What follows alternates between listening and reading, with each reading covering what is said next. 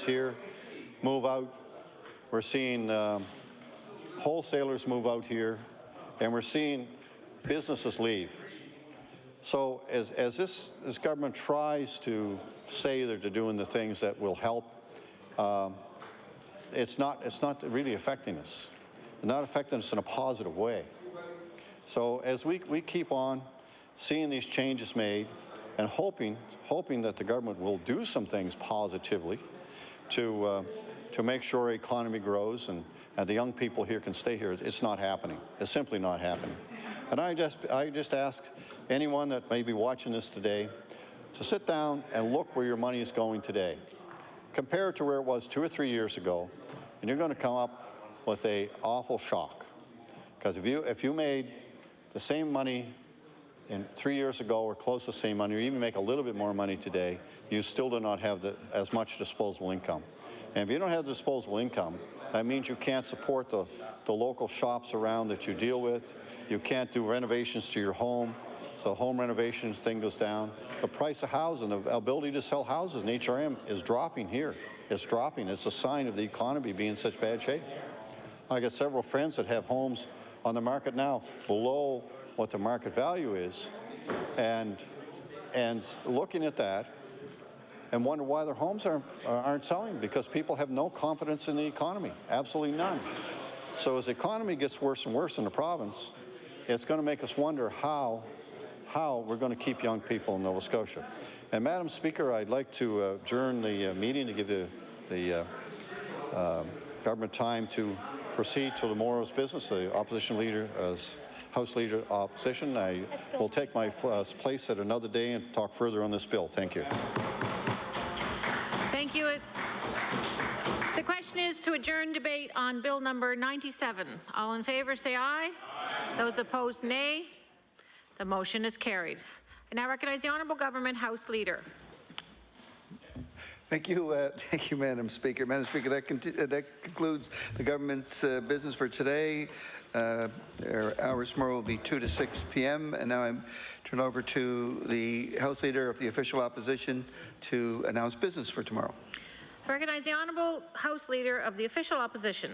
Thank you, Madam Speaker. The hours will be from 2 to 6 as indicated, and after the daily routine, which I'm sure will include a very limited number of government resolutions, we'll move into question period, and following question period, as already provided to the Government House Leader and to the House Leader of the Conservative Caucus, we will be calling Bill number 95, the Reliability and Accountability in Electricity Act, and if time permits, Bill number 110, Supporting All Student Success in the Classroom Act.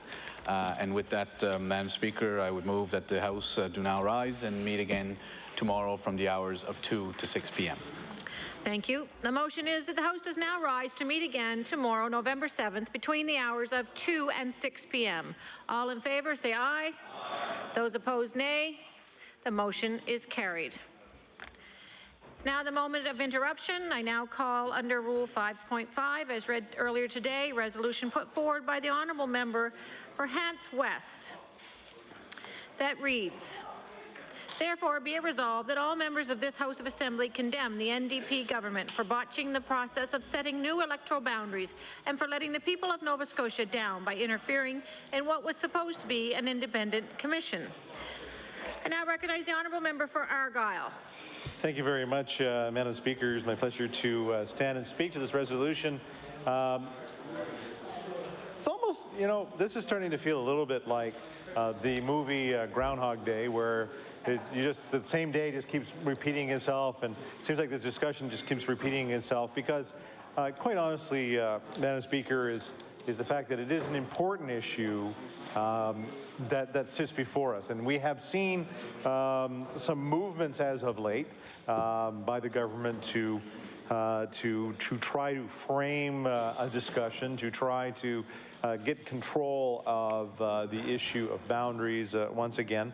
But I still have to say that the whole process, right from the start, has been one that's been difficult, that has been interfered in, that has been, I would qualify as being an absolute mess, Madam Speaker. You know, we go back a year now to discuss that. It's hard to believe we can now say a whole year ago. The resolution had gone by a year ago last week. Yes, thank you. At an anniversary as an unwilling marriage here, for finding the committee, the standing committee, of course, to put together the terms of reference.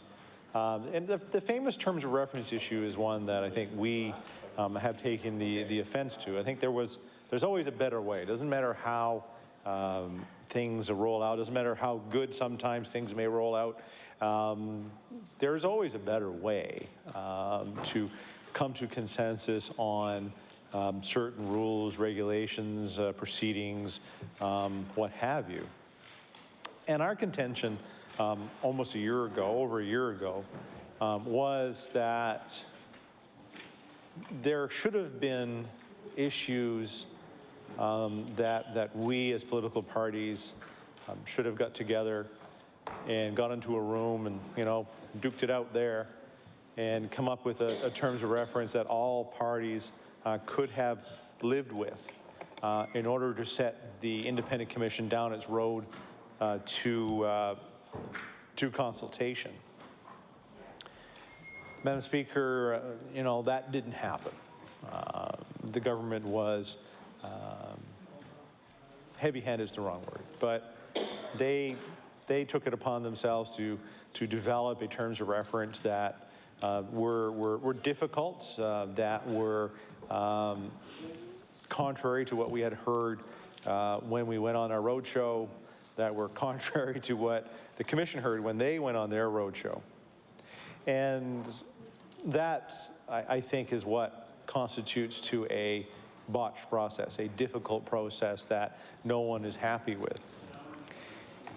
The challenge that we're going to have over the next number of weeks as the discussion on Bill 94 rolls around will sort of exacerbate the issue of the botched process. We will start to hear from groups and individuals that have been affected by this, and they won't be very becoming, I don't think, or very complimentary to government or to the process itself.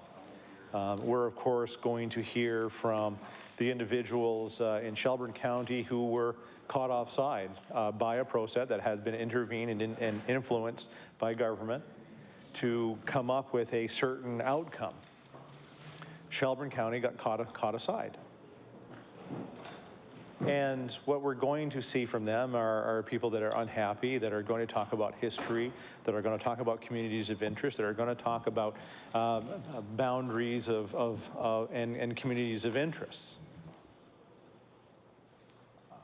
We've been hearing about this for a long time. We've been talking about this for a long time. We're going to hear them all over again. So what that's going to do is make government rethink things again. And I think the member for Halifax-Shabukto said it well today. I had to, you know, it's very, very seldom that I agree with many things he says, but I thought it was quite good when we were framing, he was trying to frame the discussion of as we start to go down this road as members of the committee, the Law Amendments Committee. You know, number one was, you know, well, maybe we have to accept the recommendations in the bill as it stands. And then we have to, you know, in my words, sort of suck it up. That's just the way it is. Number two is where we've sort of been all through this process, which is it's been a bad process that has been interfered upon and has come up with a result that is almost impossible to fix, to basically reject the idea. I mean, we as a party have already been on the record and saying we're voting against this. We're voting against it from second reading to third reading to the end, because there's nothing in the middle that makes sense. The third option that was laid on the table today was the issue of, you know, tinkering with it, I guess, is how it was put, to put an amendment here, and well, if you make that amendment, well, that precipitates this amendment, and if you do that one, that will precipitate that amendment, because everything else, you know, everything is fluid within this boundary discussion. So, you know, as much as, you know, we're going to go and listen to Shelburne County, and the wishes of Shelburne County will be, you know, we deserve to be together. We deserve, you know, Sean Hatfield said it well, where it's sort of, it's a marriage, you know, it might be not a great marriage, but it's a marriage that has lasted for a couple hundred years already. And they have no want to get divorced. But what you're going to do is as you split that up, you're forcing somebody else into an arranged marriage or other options. And that, I mean, what we're going to hear from some of the presenters, I mean, I know the Acadian Federation, I know the different Francophone groups will be here to present as well. They'll say the same thing. Well, you know, you can't do this either. So that third option is probably the most fraught with danger as it rolls around. Because nobody's happy today. You get it done, well, maybe the people that you're trying to fix are going to be happy, but people down the road aren't going to be happy. We as politicians, as much as this is a political process, it's weird to say, it's one of those few processes in here that, you know, are based upon a set criteria from the House of Assembly Act that are supposed to put an independent process in place. Yet by its very core, as it comes through this House, it opens itself up to influence by political parties. And that, I believe, is what's going to create that much more problem as we as political parties, and let's not forget that this is a majority government legislature. So as much as we as opposition parties can complain and try to make certain things happen, we don't hold the cards. I think the member for Richmond said it well earlier today, is that, you know, we were, you know, really in this particular case, we don't matter. We're not important in this. It is the majority government, the majority members of that committee that are going to make the difference on whether things are fixed, amended, tinkered, or thrown out. It's going to be a difficult task. But maybe this time, we need to listen to the people that are going to come to present to us. You know, the Select Committee didn't listen to people. The Commission listened to people. The very least we could do is make sure that those voices that are going to come before us that are going to tell us, I think from where I've heard, is to reject the process, reject the bill. I think will be one that's we're going to have to seriously think about as Law Amendments Committee, and of course at this House again. But to my resolution is the fact that this has been a botched process. It's been a difficult process for Nova Scotians, and I hope like heck that this doesn't actually ever happen again. So thank you very much for the opportunity. Now I recognize the honourable member for Halifax, Chebucto. Madam Speaker, thank you very much. The previous speaker, the honourable member from Argyle, has characterized the process so far that we have been dealing with for electoral boundaries as difficult, and that is a word with which I would like to put myself on record as agreeing. And he used the word messy, and I would also agree with that word, but he also tried to characterize it as something the government had interfered with, and I reject that. This is, in fact, when we look at what is a difficult and messy process, this has nothing to do with anything that the government did, and anything that has to do with the messiness of it is entirely to be laid at the feet of the members of the Electoral Boundaries Commission themselves. And I want to be absolutely clear that one of the measures of the independence of that commission, which I should point out included on it members who were nominated by both of the opposition parties, one of the most important measures of the independence of that Electoral Boundaries Commission is that it resulted in a report that the government doesn't like. There is a great deal in that report that the government is not happy with. Look at how Cape Breton Nova was dealt with. That is not something the government is happy with. Look at how Shelburne was dealt with. That's not something the government is happy with. Look at how the government, the commission failed to add an additional seat to the HRM area, which the population of the HRM area on a comparative basis should probably have had. Those are things that the government is simply not happy with, but there it is.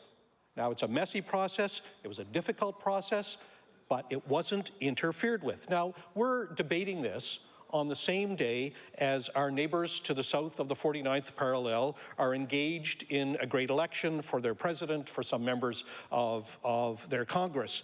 And one of the things that's emerged during that election is a huge number of complaints about the electoral process in the United States. We're aware of this, and that is also the U.S., the home of the term that we know now as gerrymandering, dating back to the 1850s when it was first invented. But now the electoral process can be interfered with in a number of very sophisticated ways. I've heard the terms cracking and packing and kidnapping, which describe ways to draw creatively electoral boundaries. And we know that given the sophistication of GIS systems now, that it's quite within the power of a malevolent government to move in ways that could manipulate an electoral boundaries process.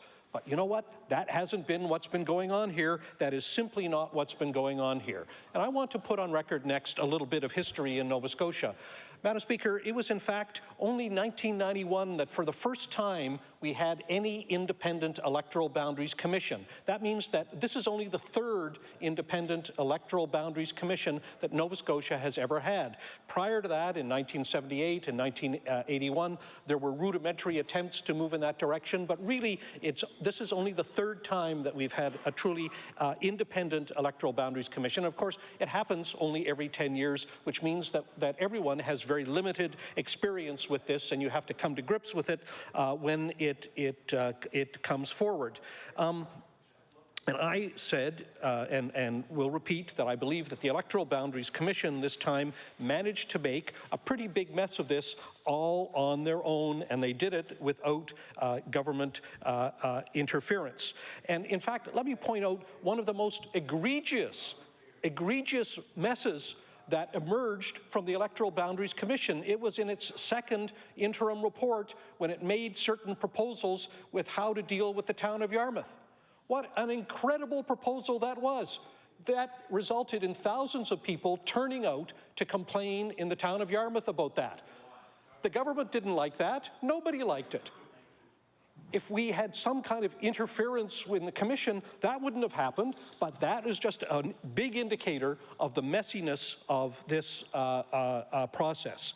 And essentially, what we have to remind ourselves of is the fact that the criticisms that have been made from the opposition benches of the government's handling of this are simply misfounded.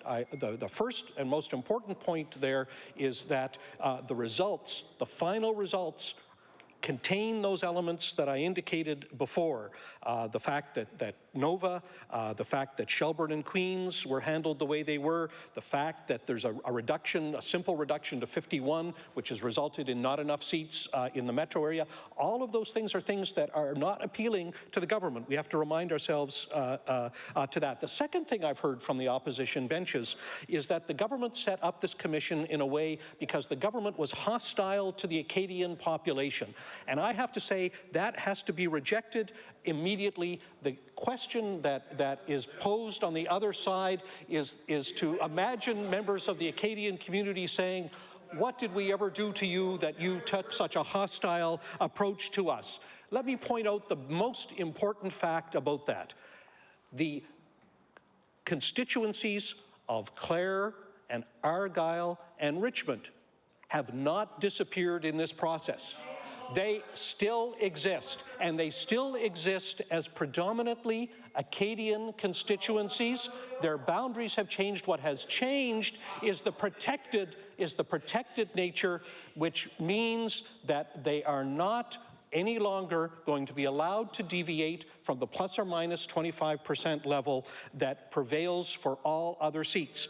That is not hostility. That, in fact, is something that recognizes the ongoing strong Acadian presence in our province. I've heard suggestions on the other side as well that somehow the Charter of Rights and Fundamental Freedoms, Section 3, the right to vote, and the manifestation of that as effective representation has been violated. Again, this is entirely to be rejected. When one reads what the Supreme Court of Canada has said in the Carter decision, it's clear that its parity of voting power is legitimately to be seen as the primary factor in manifesting the right to vote under Section 3 of the Charter. And what the Carter case says is that it's allowable. It is constitutionally allowable to have variances, but it's not mandatory. But what we have done in the terms of reference for the Electoral Boundaries Commission is set up a plus or minus 25% variance, which is the highest variance that exists anywhere in Canada. Nowhere else does there exist something beyond that. That was already a very generous, and I have to say, in terms of my own personal perspective on it, way too high.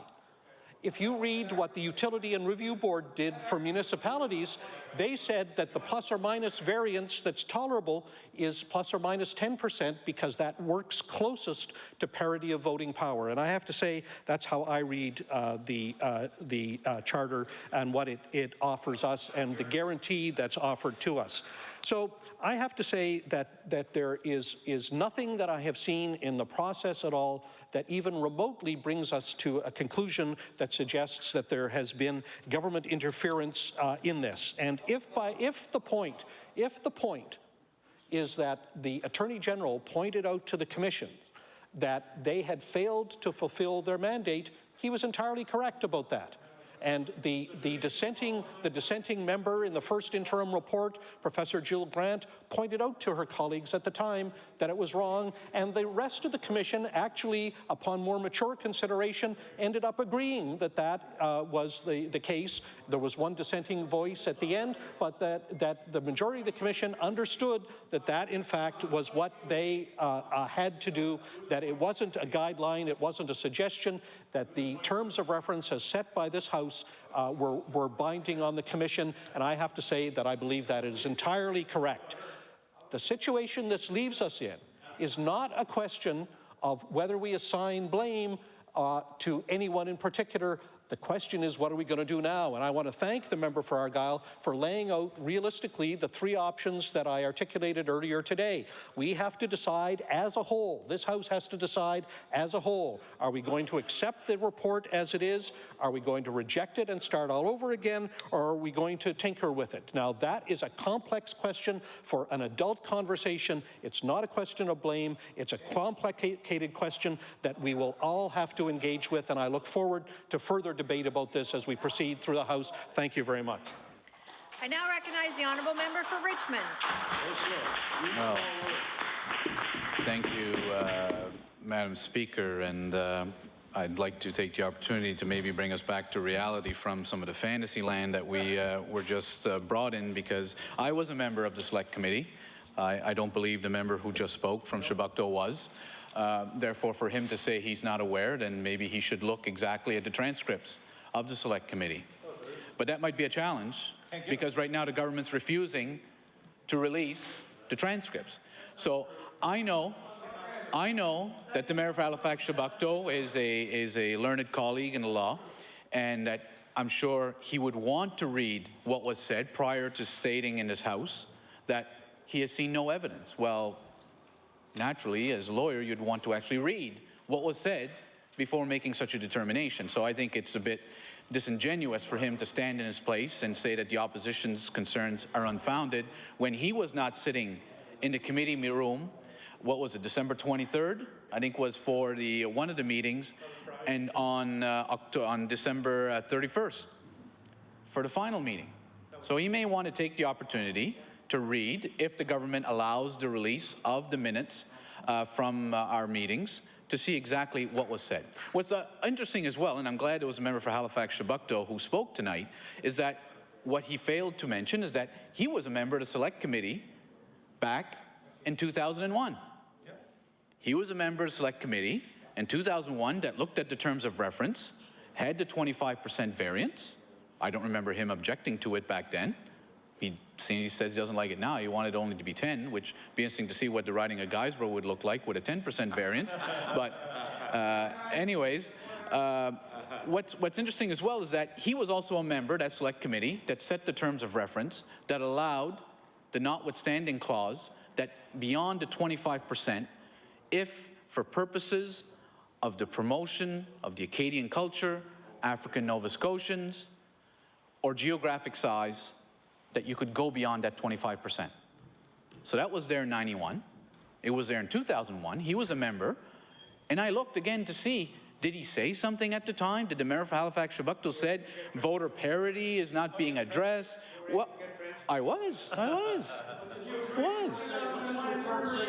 But then again, when he spoke in the House, I read his comments and answered. Not once did he talk about voter parity not being respected. Not once did he talk about saying he felt that the ridings of Clare, Argyll, Richmond, or Preston were somehow inappropriate and they shouldn't be permitted. I've yet to hear him once in the House. No, I'm not talking about Colin Dawes. I'm talking about the member who just spoke. Member who's been elected in this House as long as I have, that prior to this never once stood in his House to say what he just said tonight. Not once. So if this is such a strong conviction, it took 14 years to get to that conviction. And it took the second round of electoral boundaries for him to find that sudden conviction of voter parity, more ridings for Halifax, and abandoning the Acadian community. And I have to say it's a bit disingenuous as well, and a bit insulting to tell the Acadian communities of Richmond, Clare, and Argyll that they have not disappeared from the electoral map. It's an insult, is what it is. Because do you know what it does? It marginalizes the Acadians even more. It marginalizes the African Nova Scotians even more. And for someone to suggest in this House that that is not the case, when you look at the numbers of the ridings now, the voters in there, and where the Acadians were as a percentage and where they are now, is very disingenuous to make that type of statement.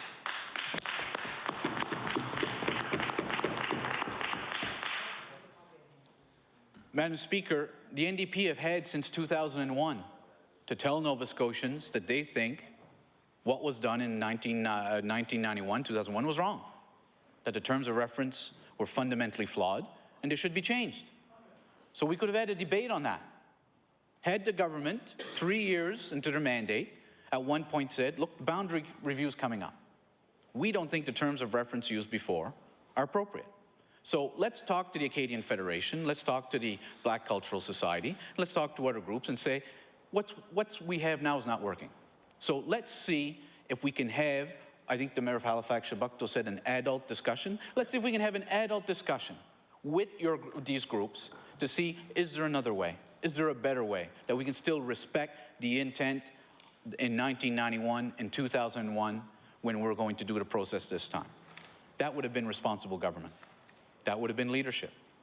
But the Mayor for Halifax-Chebucto, the Minister of Communities, Culture and Heritage, both know that the changes were made under the cover of darkness. An email was sent by the Minister of Communities, Culture and Heritage, unbeknownst to the other members of the committee, instructing the staff. Now, I have to say, it's probably the most inappropriate thing I've ever seen done in my 14 years of someone telling staff to make a political decision. Instructing them to remove a term of reference that had all been agreed to, that had been in 4 draft reports. It was in there the entire time. And he instructed, well, release the minutes of the meetings, and then we'll know exactly what happened. But you don't, well, if you don't have a problem, release the minutes tomorrow. Release the minutes tomorrow then. That's very simple. If you have no problems, release the minutes, we'll see what happened. The email said, based on discussions we have had, I'm instructing you to make the following changes. So one has to ask, well, who were the discussions with? Well, they weren't with me as a member of the committee. They weren't with the member for Argyll as a member of the committee. Discussions were within the NDP caucus office. That's where those discussions were. Because they certainly weren't with us, so unless they talked to, unless the member talked to himself and said, based on the discussion he had amongst that group of himself, that he made those changes, obviously it was a decision that came from the NDP caucus. That's where the mess starts. So it was cute today, I have to say. I was thinking, what's the appropriate word to say? And I thought of quite a few words, but I figured cute might be the most appropriate one. To listen to the member of Halifax Chebucto speak to the media after our meeting at Law Amendments Committee and say, I've heard the opposition's concerns with the work of the Electoral Boundaries Commission, and I agree. Now, we all know, and the member knows, our concern is not with the work of the Electoral Boundaries Commission. Not at all. Our concern is with the interference of the government, of the NDP government, with the terms of reference. The way from day one they manipulated the terms of reference. Now, Madam Speaker, I'll have the opportunity as we continue on this debate, because while I looked through Hansard, I found very interesting comments from a previous leader of the NDP from back in 1991-92, Alexa McDonough. Oh my. And I'll quote what she said. I'll just touch on it briefly tonight, but praising the government of the day, a Tory government, for the fact that this was done independently, the terms of reference were done with all party support, and that this was a model and a proud day for Nova Scotia. Well, I'd love to hear what Alexa McDonough thinks of the process followed by this government in 2012. Exactly. I'd like to hear if she'd say this was a model for Nova Scotia and a proud day for Nova Scotia. Because from day one, and to hear the member from Chebucto now say, well, we have to work together. This is very important work. We have to be united and work together. Where was that spirit in the terms of reference? Yep. When they brought it to a vote. And here we had the unprecedented situation of 2 of 3 political parties in Nova Scotia voting against the terms of reference. Never been seen before. Not a proud day for Nova Scotia. So the member for Chebucto knows that. And he can stand in his place and say that it's all the fault of the Electoral Boundaries Commission. It was interesting. I was at a meeting in Harvard-Boucher and listened to the Minister of Transportation publicly, repeatedly attack Jim Bickerton, a professor at St. FX, well-respected professor. Now, when the day comes that ministers of the Crown stand there and start attacking professors, but then again, who should be surprised when you had the Premier attack a member of the Commission publicly? Whose list was he on? Someone who volunteered, was asked to sit on the Commission, and was publicly attacked by the Premier. So there was no surprise there. Madam Speaker, Nova Scotians are seeing exactly the interference by this government. They're speaking loud and clear. They will continue to do so. We'll continue to stand up for Nova Scotians in this process. Merci. Order. Time allotted for late debate has elapsed. I want to thank everyone for their participation in the lively discussion. And the House now stands adjourned until 2 p.m. tomorrow.